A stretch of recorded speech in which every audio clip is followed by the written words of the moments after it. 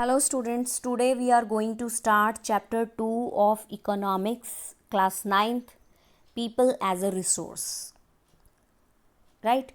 First chapter में हमने किसके बारे में पढ़ा था? फैक्टर्स ऑफ प्रोडक्शन के बारे में पढ़ा था. राइट? उसमें हमने जो फैक्टर्स ऑफ प्रोडक्शन थे जैसे कि land, labour, fixed capital, physical capital and जो लास्ट था दैट वाज ह्यूमन कैपिटल. तो पीपल एज अ रिसोर्स जो ये चैप्टर है ये ह्यूमन कैपिटल के बारे में है. राइट? तो इसे पढ़ते हैं. First of all look at the overview. The chapter People as Resource as an effort to explain population as an asset for the economy rather than a liability.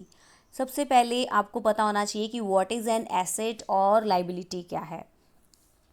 तो asset क्या है? एक तरह से प्रोडक्टिव, जो आपके लिए प्रोडक्टिव हो, which is called asset.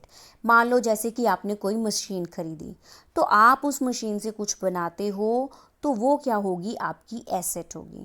Right? और अगर आपके पास कोई ऐसी मशीन है जिससे मतलब कोई काम नहीं हो रहा, ऐसे ही पड़ी हुई है, बेकार पड़ी हुई है, इनफैक्ट आपको टाइमली उसको सर्विसिंग के लिए उस पर आपको पैसे खर्च करने पड़ते हैं, तो वो क्या हो गई? आपकी लाइबिलिटी हो गई. क्लियर? तो population becomes human capital when there is investment made in the form of education, training and medical care. In fact, human capital is the stock of skill and productive knowledge embodied in them.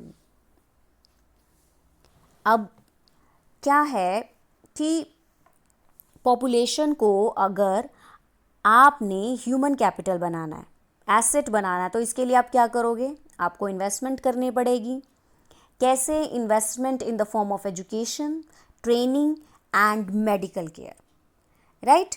तो आपको education मिलती है, आप अपनी health का भी ध्यान रखते हो, आपके अपने पेरेंट्स भी आपकी हेल्थ का ध्यान रखते हैं, आपको प्रॉपर ट्रेनिंग दी जाती है. राइट? कि किस तरीके से आपको सोसाइटी में रहना है, कि आपको किस तरीके से इन्वेस्टमेंट करनी है. तो आप क्या करते हो? आप क्या होते हो? आप कैपेबल हो जाते हो. तो आप अपनी कैपेबिलिटी के अकॉर्डिंग फिर बाद में आप जॉब करते हो. राइट? तो इस तरह से human capitals are the resources of our country, कि हम जितना यूटिलाइज करेंगे ह्यूमन बींग्स के ऊपर उतना ही वो अच्छा रिजल्ट देंगे. राइट? तो people as a resource is a way of referring to a country's working people in terms of their existing productive skills and ability. तो people as a resource is एक ऐसा तरीका है जिससे कि हम जो कंट्रीज़ के जितने भी वर्किंग पीपल हैं उनको उनकी स्किल्स और एबिलिटी के अकॉर्डिंग ही रेफर किया जाता है. So looking at the population from its productive aspect emphasizes its ability to contribute to the creation of gross national product. तो एक तरह से ये जो पॉपुलेशन है और उनकी एबिलिटी, अगर वो एज अ एसेट बन के हमारे सामने आते हैं, प्रोडक्टिव एस्पेक्ट अगर उनका देखा जाए तो वो कंट्रीब्यूट करते हैं ग्रॉस नेशनल प्रोडक्ट में. अब ग्रॉस नेशनल प्रोडक्ट क्या हुआ? ये वो मनी वैल्यू है जिसमें सभी फाइनल गुड्स एंड सर्विसेज को प्रोड्यूस किया जाता है और प्रॉफिट कमाया जाता है. अब मान लो जैसे कि हमने एक मशीन खरीदी. राइट? और उस मशीन से हमने किसी चीज़ का प्रोडक्शन करना शुरू कर दिया. मान लो आपने चेयर्स बनानी शुरू कर दी या फिर कुछ आपने पेन वगैरह बनाने शुरू कर दिए. फिर जब आपने जो प्रोडक्शन की उसको आपने मार्केट में सेल किया. तो जब आप उसको मार्केट में सेल करते हो तो आपको क्या होता है? प्रॉफिट गेन होता है ना. क्लियर? तो यही जो फाइनल गुड्स एंड सर्विसेज जो हम प्रोड्यूस करते हैं और उनसे प्रॉफिट कमाया जाता है वो ग्रॉस नेशनल प्रोडक्ट में क्या होता है? ऐड होता है. Is it clear? What is gross national product? Right? Like other resources population also a resource. Population एक रिसोर्स है. Right? A human resource. This is a positive side of large population that is often overlooked. तो ये जो side है इस positive side को हमेशा मतलब ओवरलुक किया जाता है, अनदेखा कर दिया जाता है. We look only at the negative side. हम सिर्फ नेगेटिव साइड को देखते हैं. Considering only the problems of providing the population with food, education and access to health facilities. सिर्फ इन्हीं सब प्रॉब्लम्स को क्या हम करते हैं, देखते हैं, इनको ही हम कंसिडर करते हैं.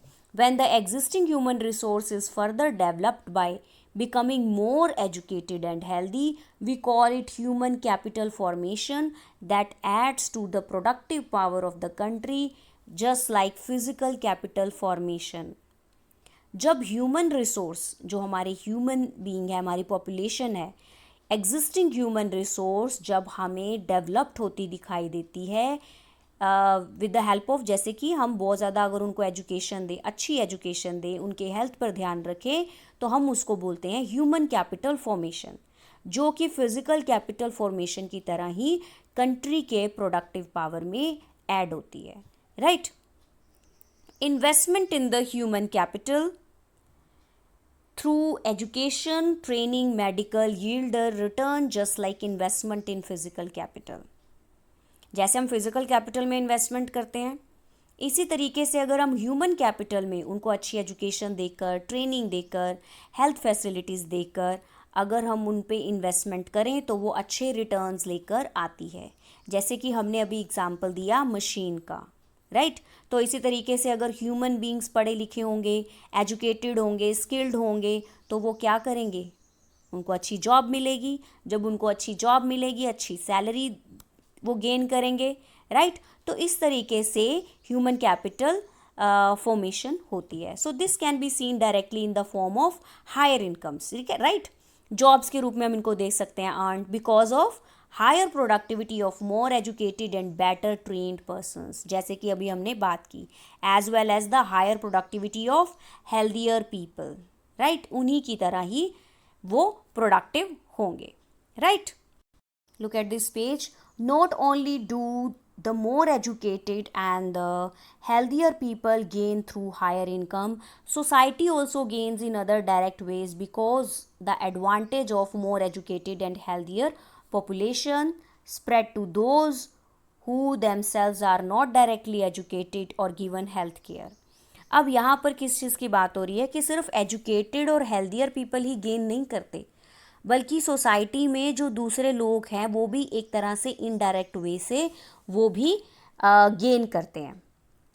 अब जैसे कि मान लो कुछ लोग जैसे उनको अच्छी एजुकेशन मिल रही है, राइट, हेल्थ फैसिलिटीज़ उनको मिल रही हैं, तो वो एक अच्छा गेन करेंगे, वो जॉब करेंगे, तो सोसाइटी के जो दूसरे स्ट्रेटा के लोग होंगे वो भी एक तरह से उनकी देखा देखी करने की कोशिश करेंगे. राइट. तो वो भी ये काम करते हैं, वो भी ऐसा देखने की कोशिश करते हैं और उनको फॉलो करने की कोशिश करते हैं. In fact, human capital is in one way superior to other resources like land and physical capital. Right? अब यही एक ऐसा तरीका है जो कि सुपीरियर है लैंड एंड फिजिकल कैपिटल से. लैंड अगर फिजिकल कैपिटल का यूज़ ही नहीं होगा अगर ह्यूमन कैपिटल नहीं होगी, ह्यूमन रिसोर्स नहीं होंगे. Human resource can make use of land and capital, वही उनको यूज़ करते हैं ना, ह्यूमन रिसोर्स. अब लैंड और कैपिटल तो ह्यूमन बींग्स को यूज़ नहीं करती ना, वो खुद ब खुद अपने आप ही तो यूज़ नहीं हो जाते. राइट. तो land and capital can not become useful on it's on. For many decades in India, a large population has been considered a liability rather than an asset, but a large population need not be a liability. It can be turned into a productive asset by investment in human capital, for example, by spending resource on education, health for all, training of industrial agriculture workers in the use of modern technology, useful scientific researches and so on. तो यहाँ कहने का मतलब है हम बहुत सारे पिछले कितने ही डिकेड से हम देखते आ रहे हैं इंडिया में कि लार्ज पॉपुलेशन को एक लाइबिलिटी समझा जाता है rather than an asset. But ऐसा सोचने की ज़रूरत नहीं है. But a large population need not be a liability. It can be turned into productive asset. Asset में हम इनको बदल सकते हैं. कैसे? अगर हम ह्यूमन कैपिटल पे इन्वेस्टमेंट करें. ठीक है. उनको अच्छी एजुकेशन दे सकें, उनकी हेल्थ पर ध्यान रख सकें, उनको प्रॉपर ट्रेनिंग दी जा सके. राइट. एग्रीकल्चर्स वर्कर्स को प्रॉपर मशीनरी, मॉडर्न टेक्नोलॉजी का वो यूज़ करके अपनी डेवलपमेंट कर सकते हैं, राइट। जहाँ प्रॉपर इन्वेस्टमेंट होगी तो वो आपकी एसेट कहलाएगी, और जहाँ पर इन्वेस्टमेंट करने में अगर आपसे चूक हो जाएगी तो वो आपकी क्या कहलाएगी, लाइबिलिटी कहलाएगी। तो यहाँ पर ये आपको चीज़ क्लियर हो गई। Now look at the blue box on first page of your book. It is about green revolution. तो हमने green revolution के बारे में पहले ही पढ़ रखा है. India's green revolution is a dramatic example of how input of greater knowledge in the form of informed production technology can rapidly increase the productivity of scarce land resources. कि किस तरीके से अगर हमें प्रॉपर नॉलेज होगी, greater knowledge होगी about the inputs, ठीक है, इन the form of improved production technology, हमें प्रोडक्शन टेक्नोलॉजी के बारे में अगर हमें नॉलेज होगी तो किस तरीके से हम थोड़ी सी लैंड पर ही प्रोडक्टिविटी को इंक्रीज कर सकते हैं। हमने पढ़ा कि ग्रीन रेवोल्यूशन में HYV seeds and modern machinery को यूज़ करके प्रोडक्शन बढ़ाया जाता है, राइट। तो India's IT's revolution is a striking instance of how the importance of human capital has come to acquire a higher position than that of material, plant and machinery. IT means information technology. तो ये क्या करती है, ये India को foreign return देती है, ला के देती है। हम सॉफ्टवेयर बनाते हैं, फिर उनको बेचते हैं, राइट। कि कैसे, क्योंकि जो हमारा ह्यूमन रिसोर्स है वो डेवलप है ना, हमारे पास स्किल्स हैं, एजुकेशन है, right. So this was the basic introduction. तो इंडियाज़ के जो IT रेवोल्यूशन जो आया है, ये किसका बहुत बड़ा एग्जाम्पल है कि किस तरीके से ह्यूमन कैपिटल ज़्यादा इम्पॉर्टेंट हो गई है comparative to material, plant and machinery. Is it clear?